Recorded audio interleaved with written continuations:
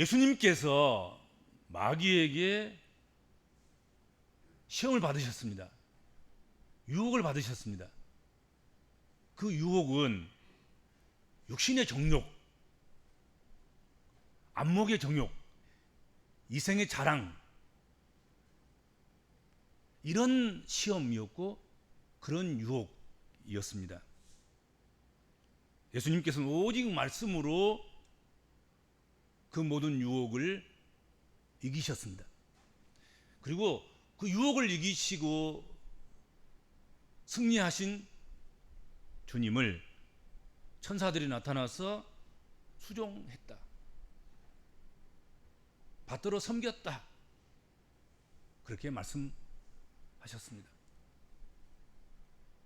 그때에 한 가지 사건이 벌어지게 됩니다.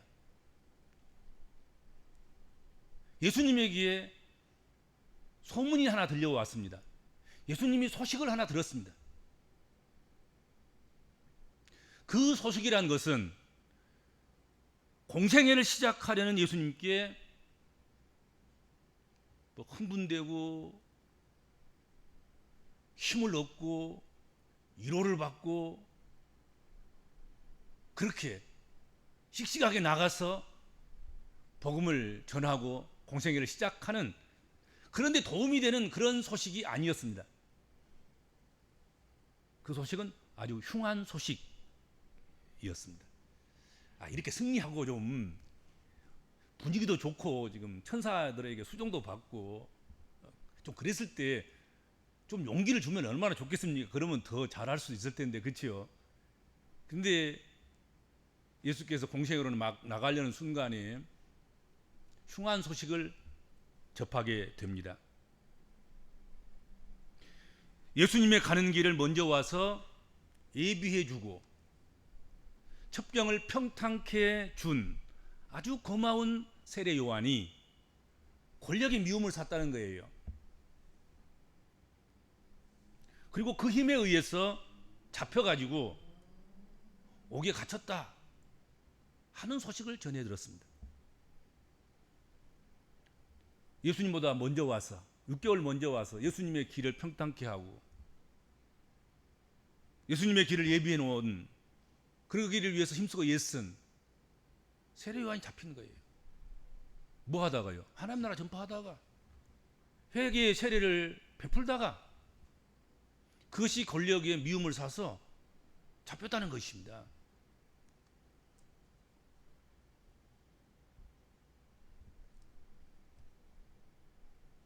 세례 요한이 이렇게 잡히게 된 또 근본적인 이유는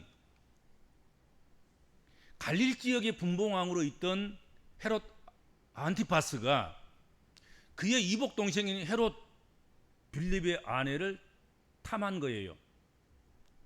그래가지고 그 이복 동생의 아내인 헤로디아와 불륜 관계를 갖고 있다가 그것이 깊어지고, 그래서 결국은 자기 아내하고는 이혼하고 헤로디아와 함께 사는 그런 스캔들을 일으킨 거예요. 한마디로 말한다면 율법을 범하고 신성한 가정의 제도를 무너뜨리고, 그것도 가족 간에 이런 무서운 죄악을 범한 것이죠.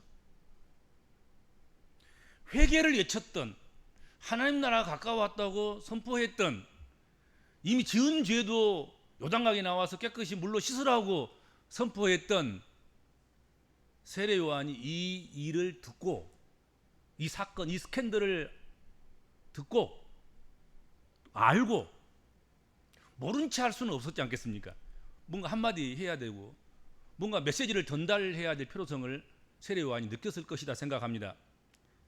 그래서 세례 요한은 이러한 헤롯의 일이 유대인의 법으로도 안 되고, 그리고 분봉왕으로서 그것으로도 마땅히 행할 일은 아니다, 그것은 불의하고 잘못된 일이다 하고 정면으로 선포했을 것이고, 그것 때문에 세례 요한은 권력의 미움을 사게 됐다는 거지요. 분봉왕 왕에게 눈털이 막힌 거예요. 그래서 세례 요한은 붙잡혀 가게 되었고 옥에 갇히게 되었다 하는 것입니다. 요한은 우리가 처음부터 살펴왔듯이 불의와는 타협을 모르는 사람이었습니다. 그는 구별된 삶을 위해서 마을을 버리고 도시를 버리고 광야를 갔던 사람입니다. 세상 문명과 문화에 취하지 않기 위해서 그는 가죽옷을 입고 메뚜기와 석청을 먹으면서 그렇게 매이지 않고 그렇게 살았습니다. 그는 죽음을 두려워하지 않고 예수님의 길을 준비하는 사역자로서의 그 길을 걸어갔고, 그리고 끝까지 그 길을 걸어갔던 의로운 사람이었다 하는 거지요. 그래서 예수님께서는 세례 요한을 일컬어서 여자가 낳은 자 중에 요한보다 큰 자가 없도다, 그렇게 말씀해 주시기까지 하셨습니다. 여자가 낳은 자 중에서는 세례 요한이 가장 큰 자다.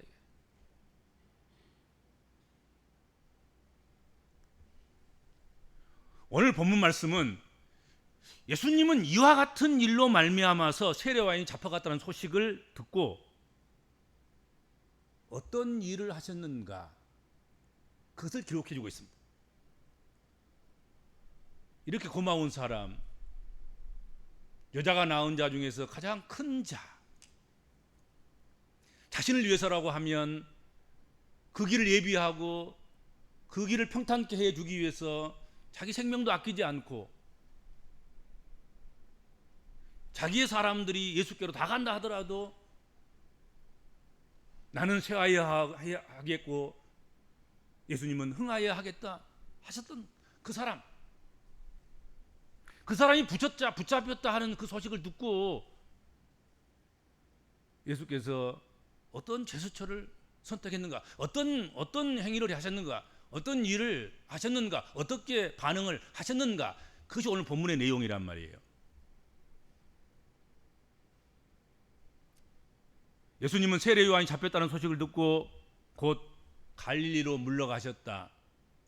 그랬다가 나사렛을 떠나서 스불론과 납달리 지경 해변에 있는 가버나움에 가서 사셨다. 그렇게 성경은 기록하고 있습니다. 왜 이런 결정을 하시고 이런 선택을 하신 것일까? 그렇게 하신 것을 이 오늘 본문 마태복음을 기록한 마태복음 기자는 오늘 본문 말씀을 통해서 그 이유를 설명하고 있어요. 선지자 이사야를 통하여서 하신 말씀을 이루려 하심이라 하고 전해준 거예요. 그렇게 해석한 거예요.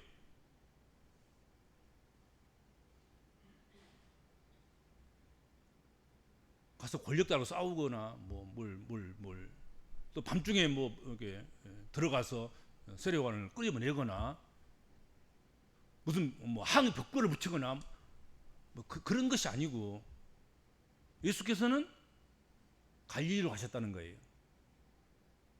그리고 갈릴리 해변에 있는 그런 납달리 스불론 땅, 그 다음에 가버나움에 가셔서 사셨다. 사셨다는 말은 그냥 사신 것이 아니고 예수께서 거기 가서 바로 하신 일이 있습니다. 다음 시간에 우리가 다시 묵상하겠습니다만은 오늘 17절 말씀 보면 그게 나오지 않아요? 예수님의 일성, 회개하라, 천국이 가까웠느니라. 그리고 바로 5장에 넘어가고 12장에 보면은 5장에 보면은 5장 6장 쭉 넘어가면 산상보훈이고, 그리고 그 산상보훈 하기 전에 갈릴리에서 하셨던 일이 있습니다. 그것이 제자들 선택하는 일이었습니다. 그렇죠? 그런 일을 하신 거예요. 그냥 사신 것이 아니고, 그냥 갈릴리로 물러가신 것이 아니고, 복음을 전하시고 함께할 동역자들인 제자들을 세우시고 뽑으시고 그렇게 하시고, 그리고 이제 본격적으로 산상보훈과 같은 이제 그런 말씀들을 복음을 전하는 것이죠.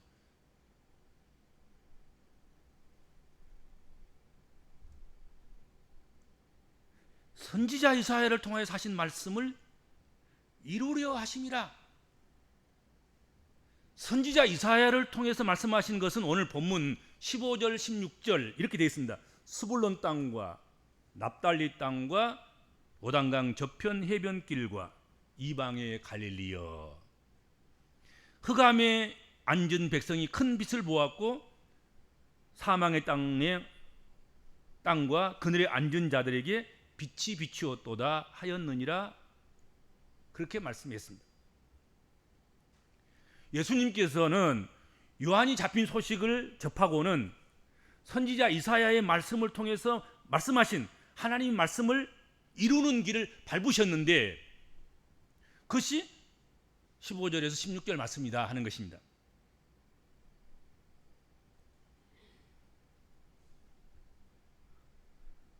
그렇게 하는 것이 자신을 위해서 젊은 날을 불꽃 같은 인생을 살다가 마침내는 들러리로 사라지는,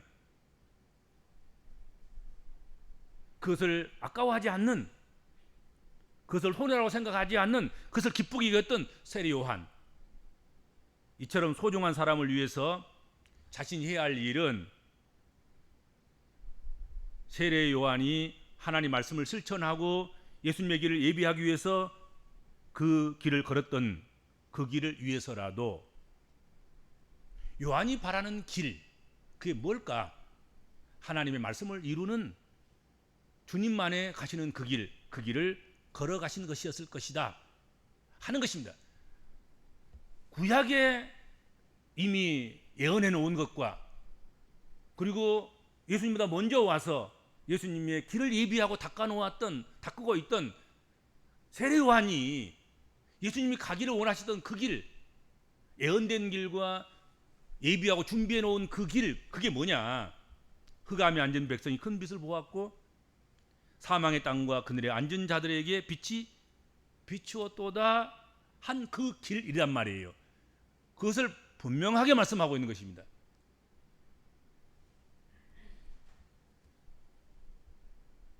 세례 요한이 예수님에게서 기대한 것은 바로 이것이었습니다. 예수님이 세상에 오신 역할과 사명이 또한 바로 이것이었습니다. 세례 요한이 잡힌 것이 슬퍼하고 속상해하고 멈칫거리 그럴 것이 아니라 흑암에 앉은 백성, 사망의 땅과 그늘에 앉은 그들에게 빛을 비추어 주는 것, 그것을 해야 한다 하는 것입니다. 그 당시에 가장 흑암의 땅, 오늘 성경에 나오잖아요. 갈릴리 땅, 납달리 스불론 땅, 가버나움,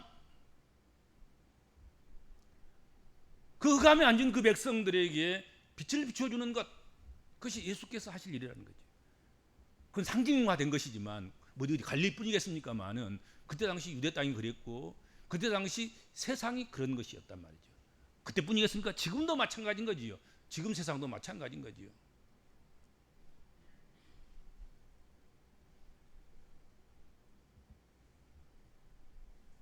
복음서가 예수님에 대해서 아주 공통적으로 상징화하는, 예수님 하면 떠오르게 하고 생각나게 하는 여러 가지 많지만 그 중에 하나가 예수님은 빛이라는 것입니다. 그렇죠? 어둠에 있는 땅에 빛을 비추는, 어둠의 땅에 앉아있는 하나님 백성들, 곤고한 백성들에게 빛을 비추는 것, 그것이 예수님이 하시는 일이고 예수님 하면 그것이 떠올라야 되고 어둠의 땅에 빛을 비춰주고 빛이 없어 어두워진 것 때문에 범죄한 백성들에게 사하여 주고 용서해 주고 그리고 밝은 길로 가게 하고, 그래서 그것들로 인해서 또한 병들어 있는 그 백성들에게 나음과 고침과 치료를 하는 빛이신 예수님, 그것이 예수님을 상징화하는 것이죠. 예수님도 나는 세상의 빛이니 나를 따르는 자는 어둠에 다니지 아니하고 생명의 빛을 얻으리라 그렇게 말씀하셨습니다. 또한 나는 빛으로 세상에 왔나니 무릇 나를 믿는 자로 어둠에 거하지 않게 하려 함이로다. 그렇게도 말씀을 하셨습니다. 주님은 세상의 빛이라는 거죠. 그래서 주님이 세상에 오셔서 그 빛을 비춰줄 때 그 빛을 따르는 그 사람들은 사망의 길로 다니지 않고 어둠의 길로 다니지 않고 밝은 길로 다니게 되고 생명길로 다니게 된다 하는 것입니다. 빛으로 오신, 세상의 빛으로 오신 예수님을 믿고 따르는 자는 결코 어둠에 있지 않겠다, 그렇게 약속하셨습니다.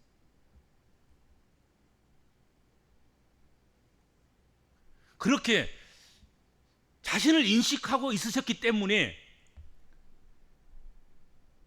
예수님께서는 세례 요한이 불의를 보고 항거하다가 정의를 선포하다가 잡혀서 옥에 갇혔다, 그런 소식을 듣고 갈릴리로 가셨고 스불리와 납달리 땅으로 가셨고 가버나움에 가셔서 그곳에서 사셨다는 거지요. 그들의 친구로, 그들의 이웃으로, 그들의 선생으로, 그들의 어른으로, 그들의 왕으로 그렇게 그곳에 사셨다, 그렇게 표현하고 있는 것입니다.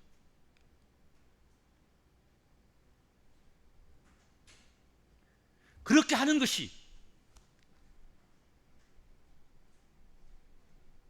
세례 요한을 빛나게 해주는 길이며 자신을 세상에 보내신 이를 기쁘게 하는 것이라고 생각했기 때문에 그렇게 하셨을 것이다 하는 것입니다.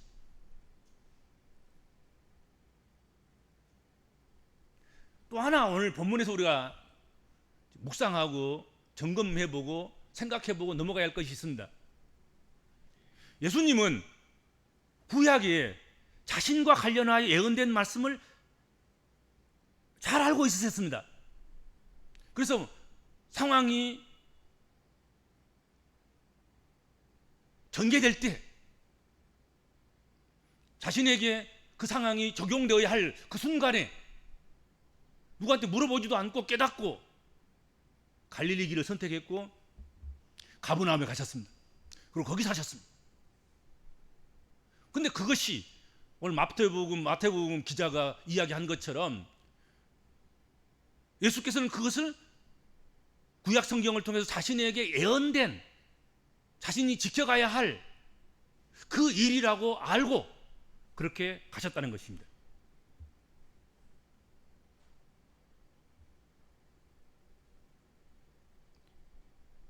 그런데 예수님이 단지 하나님의 독생자였기 때문에 자신에게 예언된 말씀을 그렇게 통달하고 아셨을까 하는 것입니다.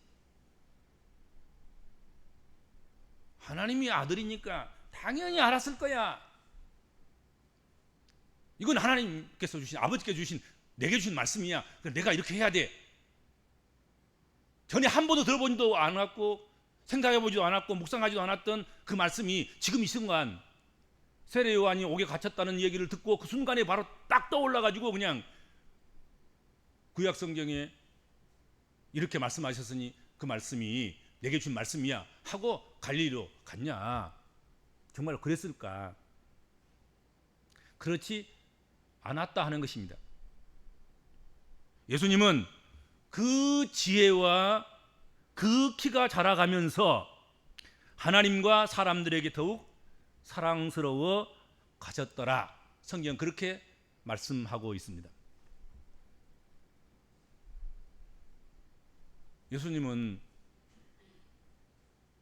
10달의 태중 생활을 거치셨습니다. 아기 예수로 말 못한 시절을 거치셨고 똥오줌을 가려야 할 그때까지 기저귀를 차고 계셨고 그 과정을 거치셨다는 말이에요. 오늘 성경 보면 그 지혜와 그 키가 자라가면서 하나님과 사람들에게 더욱 은총을 받았고 더욱 사랑스러워 가셨단 말이에요.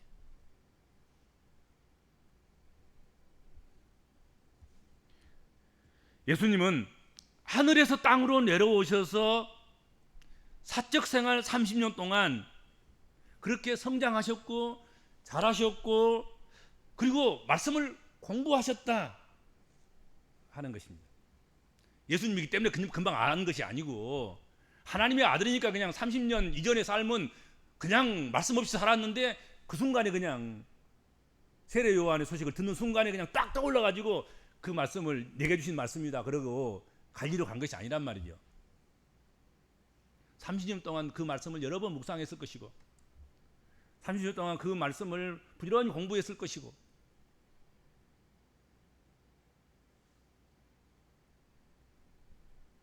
그래서 그 말씀이 자기에게 주시는 하나님의 말씀인 줄 알고 그 말씀에 따라서 그 말씀을 이루기 위해서 말씀을 이루려 함이로라.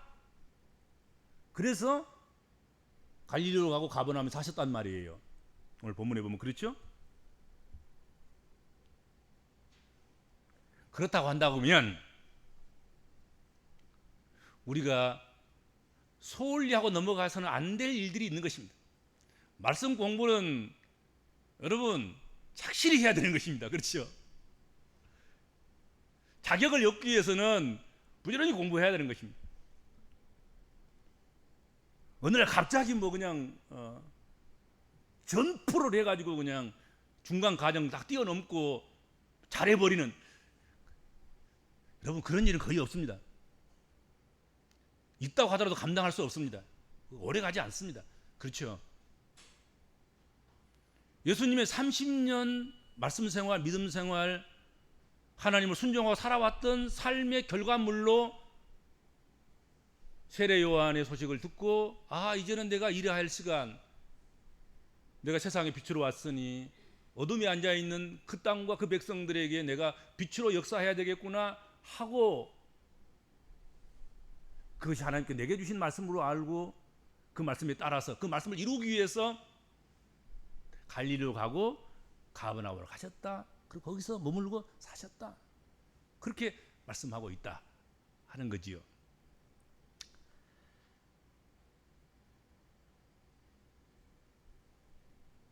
그렇다면 우리는 우리에게 주어진 어떤 삶의 과정도 소홀히 해서는 안 됩니다. 충성스럽게 살아야 될 이유가 있는 거죠. 그런 의미에서는 하나님의 뜻이 갑자기 깨달아진 것이 아니고 하나님 말씀 부지런히 공부하는 과정 속에서 그리고 결정적인 순간이 오면 그때 그 말씀 그것이 오늘 내게 주신 하나님 말씀이고 내게 주신 사명이다 하고 깨닫게 되고 그 말씀대로 순종하고 살아가게 된다 하는 것입니다. 그게 없는 사람은 하나님께서 기회를 주셔도 몰라.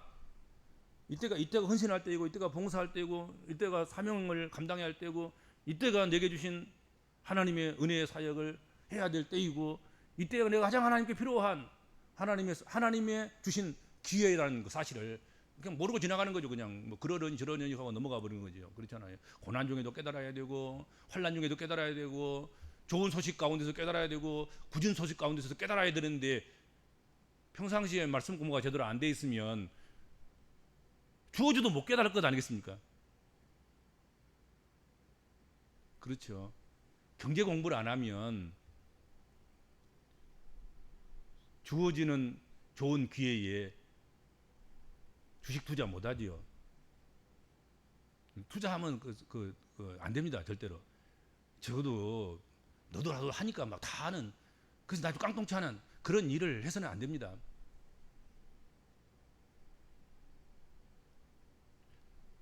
그렇게 투자하려고 생각한 사람들은 미리서 일평생 동안 거기에 관심을 갖고 귀를 기울이고 묻고 공부하고 그러고 난 다음에 결정적인 찬스가 오면 돈도 투자하는 것이고 남에게 가르쳐서 함께 투자하자고 권고도 할 수 있고 그런 것이지.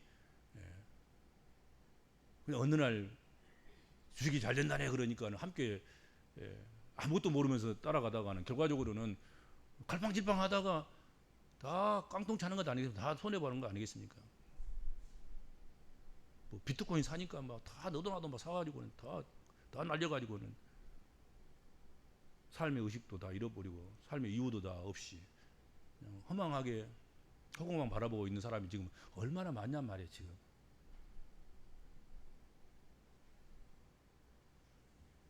예수님도 30년 동안 말씀을 공부하셨다니까요. 우리가 잘 알지 않으니까 예수님께서 12살 때 했던 일들도 랍비들과 대화하면서 하나님 말씀을 묻고 따지기도 하고 듣기도 하고 청취하기도 하고 그러면서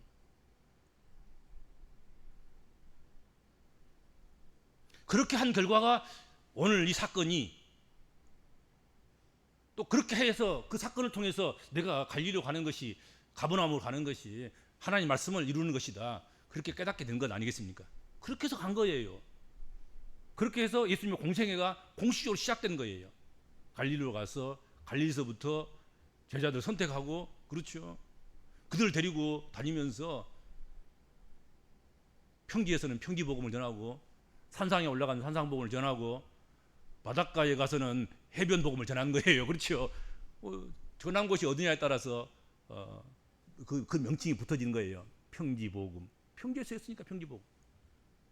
산 위에 올라가서 가르쳤으니까 산상복음. 해변에서 가르쳤으니까 해변복음. 뭐 그런 거지.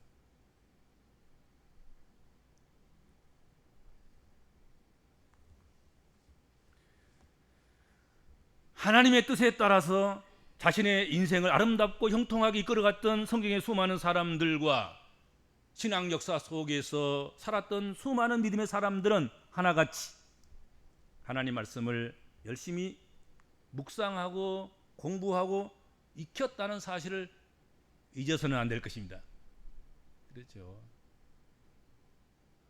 어느 날 갑자기 툭 튀어나온 게 아니단 말이죠. 회개에 있던 사람들도 이전에 말씀을 들었는데 그 말씀을 깨닫지 못하고 범죄하다가 어느 날 갑자기 그 말씀이 떠오른 것 아니겠습니까? 생각나는 거예요. 노마서의 말씀이 생각나고 예언서의 말씀이 생각나고 율법의 말씀이 생각나서 내가 이러면 안 되지? 그리고 삶의 방향을 바꾸어서 새 삶을 살아가게 된 것 아니겠습니까? 그렇죠.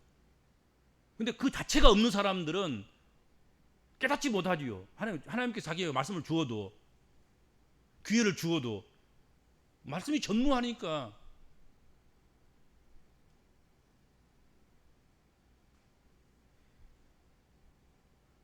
우리 인생은 그렇게 쉽게 바뀌는 존재가 아닙니다. 그러나 하나님 말씀을 지속적으로 가까이 한다면 우리 인생은 반드시 바뀝니다. 하나님 말씀을 지속적으로 묵상하고 하나님 말씀을 지속적으로 공부하고 하나님 말씀을 지속적으로 가까이 하는데도 불구하고 변화가 없다. 그것은 잘못된 것입니다. 그건 있을 수가 없는 일입니다. 하나님 말씀 자체가 생명의 말씀이에요. 생명의 말씀, 생명이 들어있다는 것은 변화를 의미하는 거예요. 싹이 나고 꽃이 피고 자라고 열매가 맺고 결실을 거두는 그런 변화가 당연하게 있는 거예요. 그게 생명 역사예요. 생명 역사. 생명이 있으면 삶의 욕구가 있고 그 욕구를 통해서 수고하게 되고 선한 일을 감당하게 되고 그러면서 선한 일들이 쌓여가고 그렇게 되는 것 아니겠습니까? 당연한 변화가 역사인 거지요. 말씀을 가까이 하면 어떤 사람들도 어떤 형편에 처해 있든 어떤 상황 속에 있든 간에 변화는 반드시 찾아온다 하는 것입니다.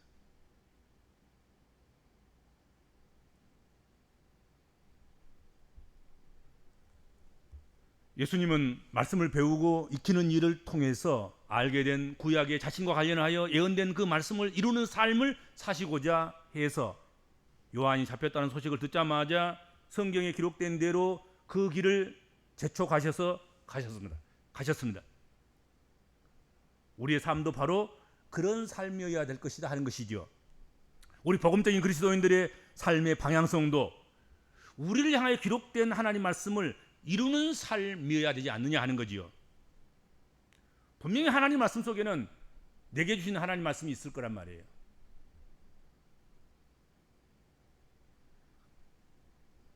그래서 그 내게 주신 하나님 말씀, 그 말씀을 성경을 통해서 받고, 그리고 그 성경을 통해서 받은 그 하나님 말씀을 이제 준행하는 그런 삶을 살아가야 그것이 사명적인 삶이고, 그것이 소명의 삶이고, 그것이 대감받은 하나님 백성들의 삶이 아니냐 하는 것입니다. 그렇죠? 내가 하나님 말씀이 이렇게 되어 있으니까 내가 이렇게 살아야겠구나, 이렇게 살아가는 게 당연한 것이구나, 그렇게 여기고 살아가는 것, 그것이 복음적인 그리스도의 삶이다 하는 것입니다. 그래서 그런 삶이 여러분들에게 주어지고 시작되는 그런 시간이 바로 오늘 이 시간이 되시기를 바랍니다. 기도